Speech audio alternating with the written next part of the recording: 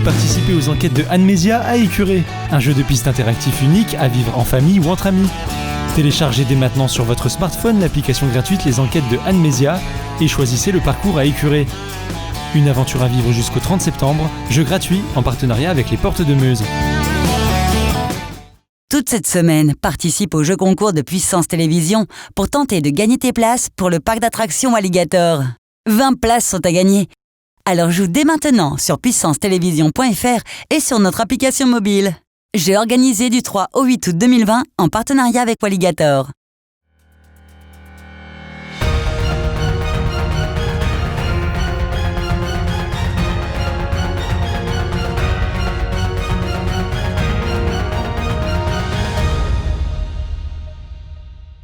Bonsoir à tous, mardi 4 août 2020, soyez les bienvenus dans le journal de Puissance Télévisions. Tout de suite, les titres de cette édition.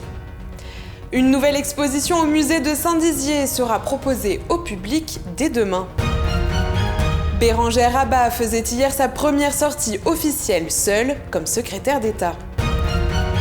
Le Théâtre des Bleus de Bar a encore franchi un palier en obtenant le précieux sésame de monument historique.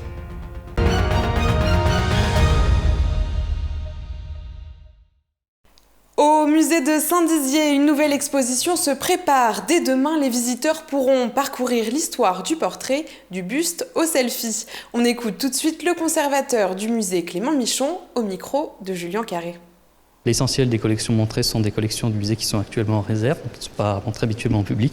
Et l'idée est de pouvoir les présenter à nouveau aux bragards et aux visiteurs du musée. On va de l'Antiquité jusqu'au XXe siècle, donc une grande différence, grande période qui sont un grand panel historique qui est assez vu. Une pièce que j'aime tout particulièrement, c'est un très joli pastel qui représente donc Adélaïde de Damas, donc, qui de la famille du Châtelet, donc qui a hérité du château du Châtelet donc à la suite de la Révolution, et donc il a remis qui a redonné un nouveau souffle au domaine.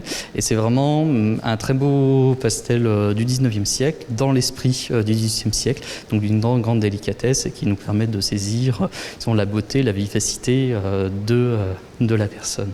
À noter que la fréquentation du musée est limitée à 10 personnes maximum en même temps, en raison de la crise sanitaire que l'on connaît. Tout autre chose à présent. Hier, en fin d'après-midi, Bérengère Abba, fraîchement élue secrétaire d'État chargée de la biodiversité auprès de la ministre de la Transition écologique, était en visite au lac du Der. Une visite sur laquelle planait l'ombre du projet de blanchisserie Unitech. Un reportage réalisé avec Juliette Da Silva.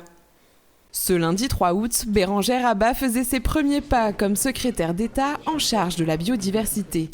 Et c'est au lac du Der qu'elle a souhaité symboliquement prendre son envol. Au programme, visite des 2 observatoires, brève observation de la faune locale et quelques échanges avec les acteurs locaux.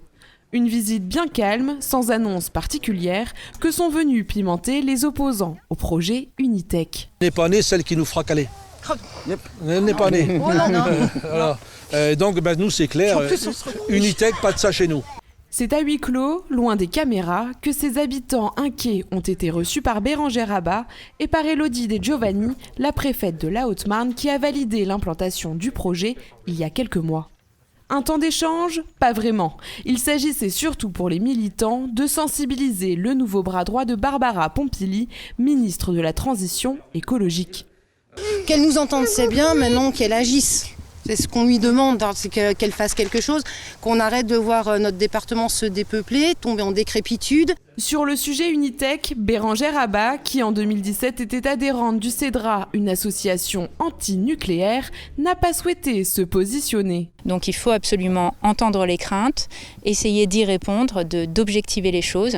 Et à ce moment-là, les élus prennent aussi leurs responsabilités en arbitrant et en prenant des délibérations qui vont dans le sens ou pas de ce type de projet. C'est donc ici, en Haute-Marne, qu'elle a souhaité marquer le début de sa carrière nationale dans le gouvernement de Jean Castex. Et c'est une femme qui marche vite, puisqu'il y a 3 ans et demi, elle était encore une inconnue. Il y a presque un an tout pile, Stéphane Bern venait féliciter l'équipe du Théâtre des Bleus de Bar pour leur travail accompli.